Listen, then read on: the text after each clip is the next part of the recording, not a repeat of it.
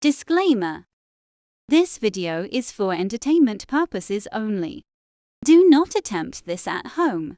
Vitiated how-to will not be responsible because you decided to be a cheap ass and not hire a professional. On with the show.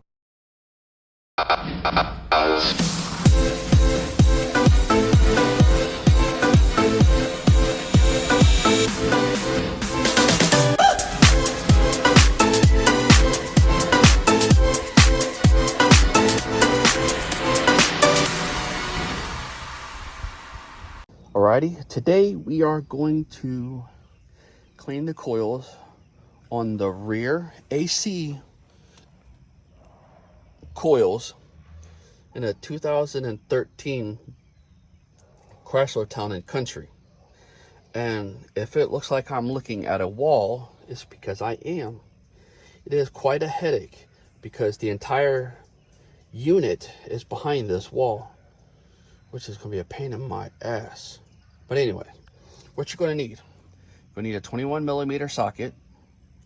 You're going to need a flathead screwdriver, a T20 torque bit, and you're going to need a Phillips head screwdriver. And possibly a trim tool to pull out some push pins.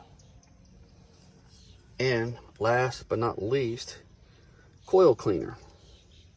And if you watched my other video, how to do the front one for the same 2013 Chrysler Town Country, it's going to be done the same way, except you got to take all that shit off. Oh, and I've already done broke two things, so be mindful. Watch the video before you start taking shit apart, so you don't break shit like I do. Because you know by now I do it all the time. All right, this next one's important as you're getting ready to do this.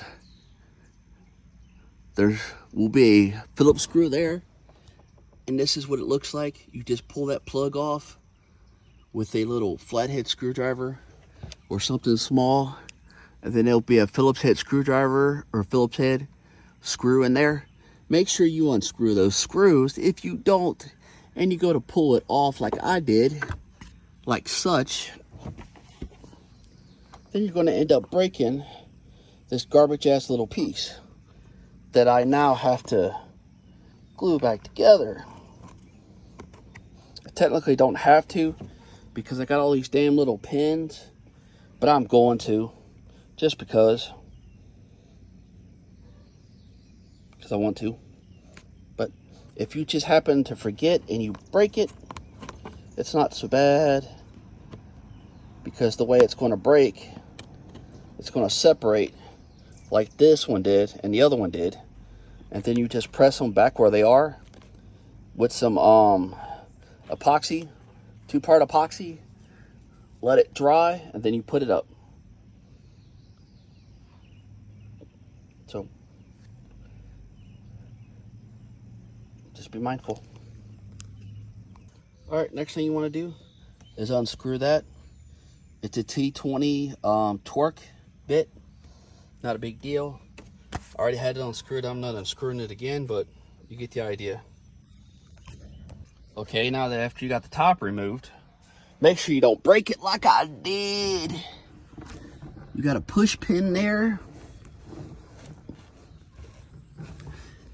And there's a push pin there. You can use one of the interior trim tools if you got one. If you don't, because these are small and they're not so strong, you can use a flathead screwdriver and they'll be just fine, because these are not like the other ones underneath the front bumper to where you'll break them if you try to get them out. Unless your van's got 400,000 miles on it, then yeah, you're fucked anyway. So after you get those off, you're going to want to come up here, and this comes here. I'm going to pull that down this way, reach back behind here. Be careful now, because the bottom piece, you might take and pull it off at the same time if you're not careful. because it's hooked with those clips too, so you just got to be mindful doing it. You can take it off in one piece if you want. I just didn't. And there's the other one there. Come up to the front here, and bam, you got it. Nothing to it. All right, now that you got the D pillar off, next you're going to do is pull the seat belt. It's a 21 millimeter, and I've already loosened it. So you just take a 21 millimeter socket and pull it out. And you're going to need the socket for quite a while because the stupid thing doesn't want to come out. And then you go after you get that undone, then the next step is that right there. See, now you understand the idea of it. Why it's got to come from there, because everything locks a certain way. And if you pull it from any other direction, trust me, you're going to break it. And then you're going to say, I told you to do something stupid.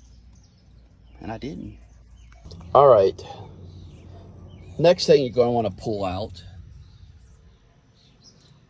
is the piece that goes right there, which is this. And the way to do that, you'll see the split there. I'm going to put it in, but I need you to see this because I've already pulled it out. You need to understand how this fucker comes out. Because if you don't pull it out carefully, you're going to be screwed. You have these two clips here. When it's installed, it goes like this in, and then you push. So when you pull it out, you need to pull this corner, which would be right over there. You need to pull that top corner first. If you don't, you're not going to like the result, because you're going to end up tearing up everything. Because you also have these that lock in at the top as well.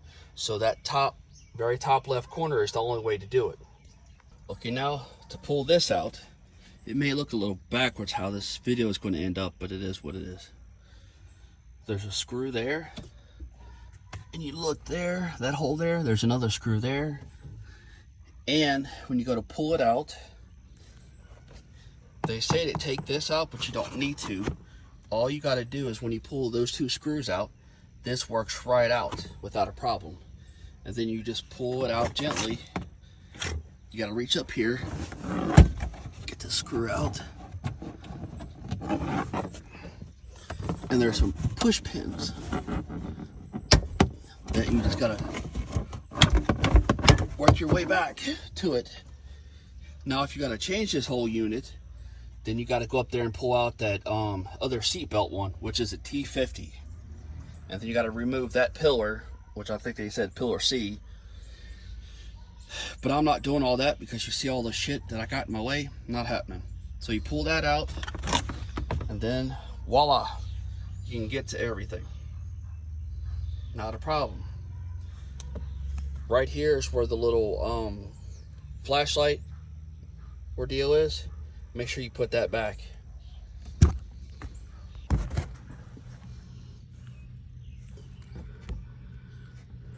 Shit.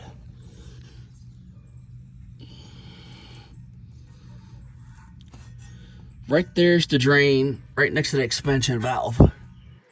If that's draining out pretty good, then you know you did what you did.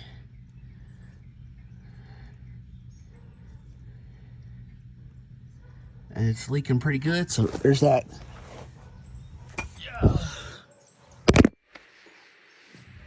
So I'm gonna go turn it back on again and just let it run. They keep blowing that shit out for a while. Now that you got everything taken apart, yeah, I know I'm kind of doing this backwards. You're going to want to change this over to heat a little bit up front. Take where it says the rear, unlock it, and you're going to want to raise the temperature up like to 74 and make sure the AC is off. I've already done this twice, but I had to make sure I did it right in order to video it. And it's going to seem a little out of place because it's a pain in the ass to do. And just like how I showed you do the front, do the back. Because that contraption right there, you're not getting apart. Trust me, unless you have to change it. So, what you're going to do is take your full can, spray it into there. It's almost empty. I've already done it, like I said, 3 times. Spray it into there. Make sure you do it. Get about a half can in there. You walk up here. You turn the AC off. You let it set for a little bit. I let it set for 10 minutes. Then you walk your ass back up front.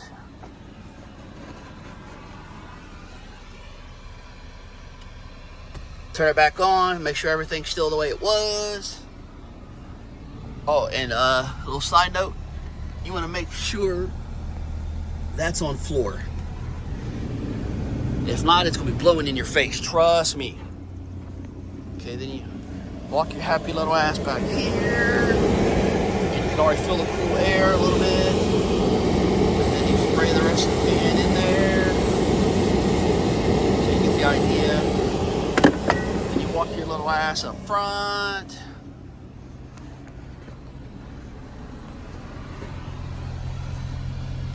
Then you turn it off again for another 10 minutes or however long. I mean, hell,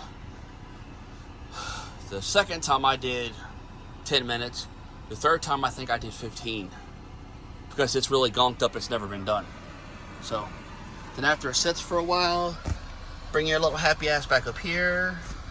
Turn it on and let it blow. Make sure it's on the bottom so it's coming out the foot. Make sure it's coming out the foot. If not, you're gonna get a face full. Sit there. And that's what the head is. Sit there and let it run for about 5 minutes. That way it'll blow all that gunk out.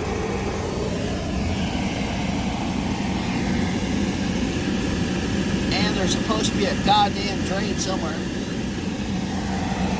I'm sure there's a drain on the back, but I don't know exactly where it's at, so there's that. If I ever get a wet spot in the back, then I'll know what happened. But supposedly there's a drain in the back somewhere for this. I can probably help unclog that too. So let it go, then you come back up here. And then put the rear, make sure the AC's on, make sure it's on floor. Then you stand in front of it, and if it's not to your liking, then you go get another can. But this is daylight difference between what it was and the way it is now. So my dog shouldn't have any problem. It's actually pretty goddamn cold to me.